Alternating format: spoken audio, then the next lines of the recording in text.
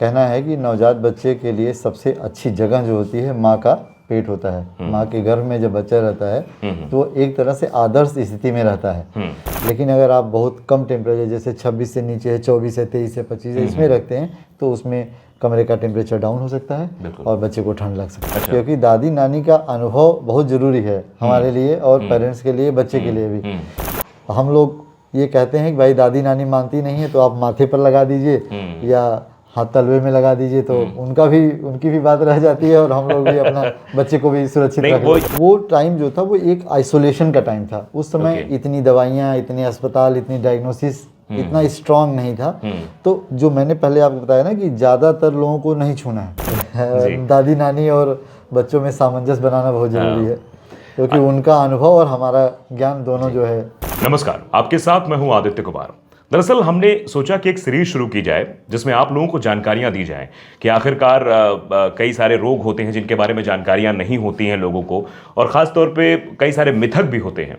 तो इसीलिए हमने सोचा कि हम एक बाल रोग विशेषज्ञ से आपकी मुलाकात कराएं, बातचीत कराएं। आज हम करेंगे, बातचीत भी करेंगे और जानने समझने की कोशिश करेंगे कि क्या कुछ चीज़ें आज के दौर में होती हैं। क्योंकि आमतौर पे बच्चों को बीमारियां होती हैं, गांव घर में लोग कहते हैं कि नहीं सब ठीक हो जाएगा, बहुत नॉर्मल है। उन सब सवालों को लेकर जो आपके मन में भी सवाल उठते हैं, उन सवालों को लेकर भी आज हम बातचीत करेंगे। हमारे साथ डॉक्टर योगेंद्र सिंह हैं जो कि बाल रोग विशेषज्ञ हैं। इनसे बातचीत करेंगे और थोड़ा पहले इनके बारे में जानेंगे। डॉक्टर साहब, बहुत बहुत स्वागत है आपका द सच इंडिया। धन्यवाद। डॉक्टर साहब, पहला सवाल क्या पहले जान लेते हैं, थोड़ा सा अपने बारे में आप बताइए, कहाँ से आपने पढ़ाई की? मेरा नाम डॉक्टर योगेंद्र सिंह है। मैं मोतीलाल नेहरू मेडिकल कॉलेज इलाहाबाद से मैंने MBBS की पढ़ाई की है और बाबा राघवदास मेडिकल कॉलेज गोरखपुर से PMD पीडियाट्रिक्स किया हुआ है। अच्छा, चलिए अब सवाल पर आते हैं। सबसे पहली चीज़ होती है कि जब बच्चा नवजात होता है उस समय कई सारी बातें आमतौर पर फैली होती हैं, तो उस समय एक सवाल ये होता है कि बच्चे को क्या क्या बीमारियां हो सकती हैं, किन किन चीज़ों पर पेरेंट्स को ध्यान देना चाहिए, उसके मूवमेंट को लेकर, उसके दूध पीने को लेकर, और भी चीज़ें हैं। तो क्या क्या चीज़ें मेनली होनी चाहिए? जो नवजात बच्चे होते हैं, ऐसा मतलब कहना है कि नवजात बच्चे के लिए सबसे अच्छी जगह जो होती है माँ का पेट होता है। माँ के गर्भ में जब बच्चा रहता है तो वो एक तरह से आदर्श स्थिति में रहता है। तो जब बच्चा बाहर आता है तो धीरे धीरे बाहर की स्थिति में वो एडजस्ट करना सीखता है। तो हम पूरी तरह आदर्श स्थिति तो नहीं बना सकते, लेकिन कोशिश यही रहनी चाहिए कि उस वातावरण को ठीक है मेंटेन रखा जाए। इसलिए नवजात बच्चों को हमेशा जैसे ज़्यादा से ज़्यादा माँ के संपर्क में रखना चाहिए। ऐसी धारणा है कि लोग कहते हैं ऑपरेशन हुआ है या अभी आपकी डिलीवरी हुई, बच्चे को माँ के पास ना रखो, कभी माँ को कोई बीमारी होती है तो मत रखो। ऐसा नहीं है, बच्चे को ज़्यादा से ज़्यादा माँ के पास रखना चाहिए। उससे माँ को भी, बच्चा गर्म भी रहता है, माँ को भी फायदे होते हैं। और बच्चे को जैसे बिना साबुन से हाथ धुले छूना नहीं चाहिए। बच्चे को ज़्यादा से ज़्यादा लोग ना टच करें तो अच्छा रहता है। यूजुअली बिना, अब चूँकि माँ का ऑपरेशन हुआ या डिलीवरी होती है तो थोड़ा बहुत तो केयर की ज़रूरत होती है। तो इसलिए कोई ऐसा व्यक्ति रहे जो ज़्यादातर घर में रहे या ज़्यादा समय माता और बच्चे के साथ व्यतीत कर सके, वही देख रेख करे। अदरवाइज बार बार अलग अलग तरह के लोगों से केयर करने से क्रॉस इन्फेक्शन के चांस बहुत ज़्यादा रहते हैं। तो हमेशा यही कोशिश करनी चाहिए कोई एक व्यक्ति घर का हो जो वही देखभाल करे, बाकी काम उसकी जिम्मेदारी लोग दूसरा मदद करें उसका। बीमारियाँ बच्चों में जैसे बुखार हो सकता है, से एक सेप्सिस नाम की बीमारी होती है, इन्फेक्शन। ये क्या होता है? सेप्सिस इन्फेक्शन होता है। तो उसमें जैसे बुखार होगा, सर्दी जुकाम हो सकता है, उल्टी हो सकती है, बच्चे को डायरिया हो सकता है, या कभी कभी बहुत ज़्यादा इन्फेक्शन बढ़ जाता है तो दिमाग में इन्फेक्शन जाने की वजह से उसको मेनिंजाइटिस बोलते हैं, दिमागी बुखार हो जाता है बच्चों को। तो मेन ये होता है कि बच्चों को आप घर पर दिमागी बुखार से बचाइए, ठंड ना लगने पाए, गर्मी के मौसम में बहुत ज़्यादा गर्मी ना हो, ठीक है, बच्चों को उल्टी ना हो, ठीक है, और सांस या पसली चलना जैसे निमोनिया बोलते हैं, इन सब चीज़ों से बच्चों को बचाना। अच्छा, एसी के बारे में भी एक चर्चा होती है कि बच्चा जब पैदा हुआ गर्मियों में खास तौर पे, तो उसको एसी में रखा जाए या ना रखा जाए। कुछ लोग कहते हैं एसी में रखिए, कुछ लोग कहते हैं ना रखिए। नहीं, एसी में रखने में कोई दिक्कत नहीं है, बट लेकिन टेम्परेचर जो है वो कंफर्ट जोन में होना चाहिए। लगभग कितना? कम से कम 26 से ऊपर, 25-26 से ऊपर होना चाहिए, ठीक। तो उसमें बच्चे का कंफर्ट जोन होता है, कोई दिक्कत नहीं होगी एसी में। लेकिन अगर आप बहुत कम टेम्परेचर जैसे 26 से नीचे है, 24 है, 23 है, 25 है, इसमें रखते हैं तो उसमें कमरे का टेम्परेचर डाउन हो सकता है और बच्चे को ठंड लग सकती है। ब्लोअर से क्या दिक्कत होती है बच्चों को? हाँ, ब्लोअर से दिक्कत होती है, क्योंकि ब्लोअर का एक नेचर होता है कि वो एयर को ड्राई करता है। ठीक है। तो एयर में जब मॉइस्चर नहीं होगी तो धीरे धीरे एयर ड्राई होगी, तो ड्राई एयर जब बच्चा सांस लेगा तो नाक भी उसका ड्राई होगी, तो बच्चे को छींक आएगी, ठीक है, फिर खांसी होगी, उलझन बच्चे को होता है, क्योंकि वातावरण में नमी होना भी आवश्यक है। तो जब उसमें नमी नहीं होगी तो बच्चे को उलझन होगी, परेशान रहेगा बच्चा, बहुत ज़्यादा छींक आएगी, ठीक है।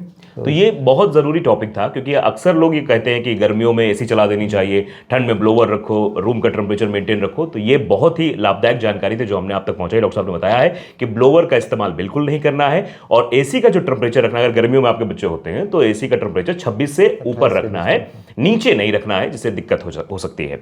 अब एक सवाल और बहुत अहम है, ये इसी पर हमारी बातचीत भी पहले हुई थी ऑफ कैमरा, कि दादी नानी के जो नुस्खे हैं, खासतौर पे डॉक्टर्स हमने देखा है वो सलाह देते हैं कि तेल नहीं लगाना है, बच्चे को काजल नहीं लगाना है, बच्चे को ज़्यादा मतलब ऐसे माहौल में नहीं ले जाना है, इधर उधर ज़्यादा मालिश नहीं करनी उसकी। ये क्या है? मतलब वो कहती हैं कि करनी चाहिए, डॉक्टर साहब कहते हैं कि नहीं करनी चाहिए।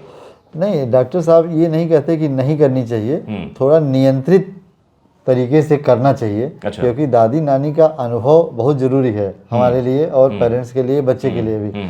लेकिन कुछ बातें ऐसी हैं जो पहले के ज़माने में वो बहुत प्रासंगिक हुआ करती थी, लेकिन अब वैज्ञानिकता के युग में वो चीज़ें उतनी प्रासंगिक नहीं रह गई हैं या उतनी लॉजिकल नहीं लगती हैं। तो इसलिए थोड़ा सा ये लोगों को लगता है कि डॉक्टर मना करते हैं, लेकिन हम लोग ये प्रयास करते हैं कि दादी नानी के अनुभव के साथ ही बच्चे की देख रेख होनी चाहिए। बिना उसके मतलब काम नहीं चलता है। मतलब वो ज़रूरी है। बशर्ते जहाँ तक तेल मालिश की बात है, तो ऐसा मानते हैं कि 1 महीने तक, जब तक बच्चा 1 महीने का ना हो जाए तब तक तेल या कोई भी मसाज नहीं करना चाहिए। काजल से आंखें बड़ी हो जाती है क्या? दादी नानी ये भी ऐसा कुछ नहीं है, ठीक है। काजल से आंखें बिल्कुल बड़ी नहीं होती हैं, काजल लगाना नहीं चाहिए। हम लोग ये कहते हैं कि भाई दादी नानी मानती नहीं है तो आप माथे पर लगा दीजिए या हाथ तलवे में लगा दीजिए, तो उनकी भी बात रह जाती है और हम लोग भी अपना बच्चे को भी सुरक्षित नहीं, वो ये कहती है कि चलो वो तो लगा दिया, वो मतलब बाहर की जो काली शक्तियां हैं जो ऐसा कहती है नजर लग जाती है, उससे बच जाती है। उसके लिए हम लोग बोलते हैं कि जैसे ये एक तरह का एक आस्था होती है सबकी, ठीक है। कुछ लोग मतलब स्थानीय होती है, कुछ ऐसे भी होती है लोगों को, तो उसके लिए हम लोग कहते हैं कि बच्चे के शरीर में कोई चीज़ न पहनाएं, ठीक है। अगर आप मैं तो व्यक्तिगत रूप से सबको यही सलाह देता हूँ कि एक पोटली बना के बच्चे के बगल में रख दीजिए, ठीक है, या बच्चे के पॉकेट में रख दीजिए, लेकिन शरीर में हाथ में न पहनाए। उसको बच्चा मुंह में भी डाल सकता है, मुंह में भी, हाथ में, मुंह में डालता है तो उससे इन्फेक्शन वगैरह, क्योंकि उसमें कभी मसाज होता है, कभी लगाते हैं तो लगी रहती है मिट्टी वगैरह, तो उसकी वजह से हम यही मना करते हैं सबको। एक सवाल और सर, मतलब अब ये अभी रिसर्च में भी आया है कि पहले की अपेक्षा मृत्यु दर बच्चों की कम हुई है, और ये शायद हो सकता है आप लोगों की वजह से, मतलब प्रिकॉशंस ये सब लेने की वजह से, डॉक्टर्स ही सलाह देते हैं उसकी वजह से हुआ है। पहले हम देखते थे कि अगर पुरानी बातों को हम याद करें तो कमरे में वो सौर टाइम जो चलता था, वो कुछ टाइम उसमें धुआं बहुत करते थे, क्या बच्चों को ये भी डिफेक्ट करता था? उस वक्त धुआं नहीं करते थे। वो टाइम जो था वो एक आइसोलेशन का टाइम था। उस समय इतनी दवाइयाँ, इतने अस्पताल, इतनी डायग्नोसिस इतना स्ट्रांग नहीं था। तो जो मैंने पहले आपको बताया ना कि ज़्यादातर लोगों को नहीं छूना है, ये बच्चे को कम व्यक्ति ही छुएं जिससे क्रॉस इन्फेक्शन ना हो। तो एक तरह का वो आइसोलेशन बनाया जाता था, क्योंकि माँ को डिलीवरी हुई है, वो भी हाई रिस्क जोन में है इन्फेक्शन के, बच्चा भी कम है। तो जैसे उसमें देखिए धुआं ना करके छोटे से मिट्टी के बर्तन में आग जला के गर्म आग रखी जाती थी, तो जिससे वो गर्म रहे। अच्छा, कमरा गर्म रहेगा, 26-28 डिग्री टेम्परेचर पे रहेगा तो बच्चे को ठंडी नहीं लगेगी। हाँ, तब मतलब सैनिटाइजर भी नहीं होता था, साबुन भी नहीं होता था, वहाँ कोई जाएगा नहीं तो इन्फेक्शन नहीं जाएगा। इसीलिए माँ और बच्चे को सुरक्षित रखने का एक वो तरीका था। जैसे आज के ज़माने में NICU है, बच्चा अगर बीमार हुआ है NICU में चला गया तो वहाँ किसी को नहीं जाने देते, है ना। तो वही एक तरह का मेंटेन किया जाता था, आइसोलेशन था। वो बहुत ही पुराने ज़माने में एक तरह से देखा जाए तो बहुत ही वैज्ञानिक तरीके से वो सब चीज़ें होती थी। आजकल के ज़माने में वो मिथ लगती हैं, ठीक है, और उस तरह का रहन सहन भी लोगों का नहीं है, और इतनी सबकी मतलब हाइजेनिक चीज़ें भी नहीं हैं, परिवर्तित हो गए हैं सब लोग, तो इसकी वजह से अब वो चीज़ें ऑब्सोलीट हो गई हैं। बट वो कॉन्सेप्ट यही था कि एक आइसोलेट करिए मदर और बच्चे को, कि क्रॉस इन्फेक्शन ना हो, बच्चा ठंडा ना हो, ठीक है, तो इससे इन्फेक्शन नहीं होगा। और मदर और बच्चे का कांटेक्ट ज़्यादा रहेगा तो मिल्क सिक्रेशन और फीडिंग बच्चे की बहुत स्ट्रांग और अच्छी होगी। क्या सर ये जनरेशन गैप भी थोड़ा सा मिथक पैदा करता है, या फिर ये मतलब दोनों के बीच मध्य में एक ऐसी दीवार खड़ी कर देता है? हाँ ये तो है, तो इसीलिए सामंजस्य बनाना पड़ता है।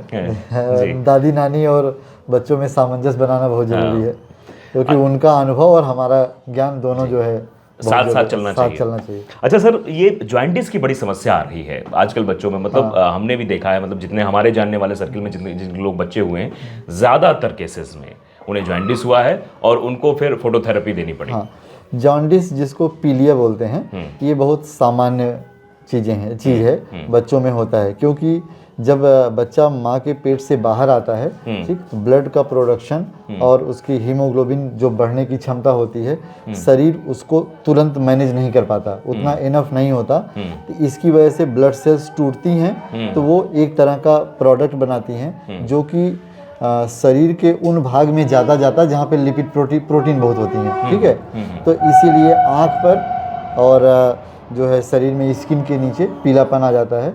एक तरह से डिफेंस मैकेनिज्म उसको कहिए कि शरीर उसको हैंडल करने का तरीका है। फिर जैसे जैसे शरीर का जो वो है रेटिकुलो एंडोथेलियल फंक्शन है स्ट्रांग होता है, बिलिरुबिन क्लियर हो जाता है, ठीक हो जाता है। इसमें ज़्यादातर क्या होता है कि बच्चों को 10 मिलीग्राम पर DL एक बेस लाइन होता है, उससे नीचे रहता है। अगर 2.5 से 3 किलो का बच्चा उसके नीचे रहता है तो कोई दिक्कत नहीं होती, धीरे धीरे 6 से 7 दिन में अपने आप ठीक हो जाता है। लेकिन जब ज़्यादा बड़ा रहता है, जैसे 14 है, 15 है, 16 है, तो उसमें क्या करते हैं कि उसको फोटोथेरेपी करके बच्चे को बिलिरुबिन कम करते हैं। इसकी एक खास बात होती है कि जो बिलिरुबिन है, इसकी एफिनिटी जो है एल्बुमिन और लिपिड से होती है, तो वो जो है ब्रेन में भी जाता है। अच्छा, जब ब्रेन में जाता है तभी दिक्कत ज़्यादा होती है, इसलिए पहले सावधानी यही रहती है फोटोथेरेपी करके उसको कम कर लीजिए। अच्छा, मैंने एक केस अभी हाल फिलहाल में देखा था, मतलब था तो वो दादी थी पुराने में, उन्होंने कहा बेकार में मेरे बच्चे को मशीन में रख दिया, उसका 12 के आसपास बिलिरुबिन था। तो ये कह रहे हैं कि हम घर ले जाएंगे तो बच्चा हमारा ठीक हो जाएगा, बाहर के एनवायरनमेंट में आएगा, उसे धूप मिलेगी, अच्छे से खाए पिएगा, ठीक हो जाएगा। तो क्या उससे ठीक हो सकता है या मशीन रखने की जरूरत है? नहीं होता, मशीन रखने की जरूरत होती है। वैज्ञानिक तरीका यही है कि उसकी फोटोथेरेपी की जाए, ठीक। पहले के ज़माने में फोटोथेरेपी नहीं थी और इतने डायग्नोस्टिक प्रोसीजर्स नहीं थे, तो ये कहते थे कि जो लाइट फोटोथेरेपी में होती है वो ब्लू लाइट बोलते हैं उसको, तो व्हाइट लाइट में सारी लाइट होती है। तो उसका ये भी एक पुराने ज़माने का हम लोगों की वैज्ञानिकता एक तरह से है कि व्हाइट लाइट है तो उसमें भी ब्लू लाइट होगी, बिल्कुल ठीक है, थोड़ा बहुत तो इफेक्ट करेगी ही। तो इसकी वजह से सनलाइट दिखाते थे। लेकिन आज के ज़माने में सनलाइट बच्चों के लिए, न्यूबॉर्न्स के लिए स्पेशली उतनी सेफ नहीं है, क्योंकि अल्ट्रावायलेट रेज बहुत ज़्यादा होती हैं, तो हाँ, इसलिए देना नहीं चाहिए। और अगर मान लीजिए लोग नहीं मानते हैं, करते भी हैं, तो कम से कम फिल्टर्ड सनलाइट हो, उसको बोलते हैं, जैसे डायरेक्ट ना आए खिड़की से या बरामदे में से सनलाइट आए, तो उससे कम नुकसान होता है, बाकी व्हाइट लाइट उसको मिलती है। लेकिन आज के ज़माने में बहुत प्रासंगिक नहीं है वो। बिल्कुल। अगला सवाल सर ये है कि आमतौर पर देखा गया एक जगह बहस हो रही थी, मैं भी वहाँ बैठा हुआ था, तो वो सवाल मेरे जहन में इसलिए आ गया कि एक का सरकारी मतलब अस्पताल में बच्चा पैदा हुआ था, एक का प्राइवेट में। तो उसने कहा कि सबसे पहले तो माँ का दूध ही पिलाना, कोई और दूध नहीं पिलाना। सरकारी वाला चिल्ला रहा था, प्राइवेट वाला ये कह रहा था कि नहीं नहीं, हमारे यहाँ हुआ तो सबसे पहले उसको लैक्टोजन पिलाया गया, सबसे पहले उसको बाहर का दूध पिलाया गया, उसके बाद जब माँ थोड़ा सा रिकवर करी, कि सीजर दोनों का हुआ था, तो दूसरे दिन दूध पिलाया गया। तो ये क्या मिथक है कि सरकारी में तो चिल्ला चिल्ला कहते हैं कि नहीं पिलाना है? मिथक नहीं है, सरकार की अपनी प्राथमिकता होती है और प्राइवेट में जो निजी हॉस्पिटल्स या निजी चिकित्सक हैं उनकी अपनी प्राथमिकता होती है। सरकार की ये प्राथमिकता होती है कि हम अपनी जो आने वाली जनरेशन है, अपनी सोसाइटी को जितना स्वस्थ रख सकें, ठीक है। तो कहते हैं कि अगर बच्चा ब्रेस्ट फीड कर रहा है, ठीक, केवल ब्रेस्ट फीड कर रहा है, तो उससे बच्चे के साथ साथ देश की इकोनॉमी पर भी प्रभाव पड़ता है। क्योंकि ये कैसे? ऐसे कि बच्चा अगर माँ का दूध पिएगा तो बीमार कम होगा, बीमार कम होगा तो घर की आर्थिक अवस्था सही रहेगी और सरकार को उसके स्वास्थ्य पर उतना खर्च नहीं करना पड़ेगा। तो इसलिए केवल जो ब्रेस्ट फीड करते हैं, कहते हैं कि अगर आप ब्रेस्ट फीड करा रहे हैं बच्चे को, तो इसका मतलब है कि आप सोसाइटी में ये योगदान कर रहे हैं कि देश के डेवलपमेंट में और देश की इकोनॉमी में, ठीक है, ये योगदान, हाँ, ये योगदान कर रहे हैं। चलिए, अच्छा, सरकार की अपनी लायबिलिटी होती है, इसलिए भाई जो सरकारी कर्मचारी होते हैं, सरकारी डॉक्टर्स होते हैं, वो लोग उसको प्रमोट करते हैं। सरकारें भी उसके लिए काफ़ी बहुत जागरूक होती हैं, ठीक है। और प्राइवेट का जैसे भाई ठीक है, उनका अपना प्राथमिकता अलग होती है और पेरेंट्स मान लीजिए कहते हैं, अब जैसे विषम परिस्थिति में अगर मिल्क नहीं हो रहा है तो फिर तो डिब्बे का दूध बेहतर होता है जानवर के दूध से, ठीक। तो ये चीज़ें हैं, सबकी अपनी प्राथमिकता है, इसमें ज़्यादा कुछ बोलना ठीक नहीं रहता। बिल्कुल सर। तो अब ये आखिरी सवाल ये है कि मौसम जब परिवर्तित होता है तो खासकर बच्चे ज्यादा बीमार पड़ते हैं, और ये पेरेंट्स की लापरवाही का भी नतीजा शायद रहता है थोड़ा बहुत, और वो समझ नहीं पाते हैं। तो उनके लिए एक संदेश मैं कहता हूँ आप दे दीजिए कि मौसम बदलते हुए मौसम में कैसे अपने बच्चे को वो मतलब केयर करेंगे। बदलते हुए मौसम में बच्चों के साथ बहुत ही सावधानी बरतना चाहिए, ठीक है। और जैसे अब इस समय जाड़े का मौसम है तो बच्चे को शाम को बाहर खेलने के लिए ना जाने दें, ठीक है। बहुत अचानक से बहुत ठंडा और बहुत गर्म बचाएं, ठीक। मार्केट जाना है तो पहले ही दिन डूबने के पहले ही आप चले जाइए, कर लीजिए। और बच्चे जैसे कभी कभी होता है ना, बच्चे खेलते हैं, घूमते हैं या पानी, तो थोड़ा चीज़ें बहुत ध्यान देनी होती हैं। और अगर आपको लगता है कि थोड़ा बहुत कुछ दिक्कत हो रही है तो समय रहते आप चिकित्सक को दिखाएं। कभी कभी ये होता है पेरेंट्स में जो लापरवाही आपने कहा वो यही आती है, अच्छा अभी 1-2 दिन देख लेते हैं तब दिखाते ठीक हो जाएगा, या अपने आप ठीक हो जाएगा। तो इस तरह की प्रैक्टिस ना करें, ठीक है। और बच्चे को जितना हो बाहर घूमने से, ठीक है, हवा में जाने से बचाएं। मौसम इसमें थोड़ा और भी ठंडा है, तो यही। चलिए, बहुत बहुत धन्यवाद बातचीत करने के लिए आपसे। तो डॉक्टर योगेंद्र सिंह थे, जिन्होंने आपको कई सारी जानकारियां दी हैं, और मैं आपसे निवेदन भी करता हूं कि इन जानकारियों को आप ज़रूर अपने आसपास के लोगों तक साझा करें, उन्हें बताएं, ताकि जो परेशानियां बच्चों को भुगतनी पड़ रही है, क्योंकि वो नन्ही सी जान है, वो आपसे बता नहीं पाएंगे, वो एक फीलिंग एक्सप्रेस करने की कोशिश तो करेंगे लेकिन आप समझ नहीं पाएंगे या क्या दिक्कत होगी। तो डॉक्टर्स के पास जाना ज़रूरी है, उनके पास जाइए, वो उस चीज़ को समझते हैं, उनकी भाषा को भी डॉक्टर्स अच्छे से समझते हैं, वो अच्छा आपको सजेशन देंगे और अच्छे बच्चे आपके स्वस्थ रहेंगे। तो फिलहाल आज के सीरीज़ में इतना ही। हम फिर और बातचीत करेंगे आगे भी, और डॉक्टर से आपको मिलाएंगे, बातचीत करेंगे, बताएंगे कि आखिरकार किन चीज़ों से आपको अवेयर रहना है। नमस्कार।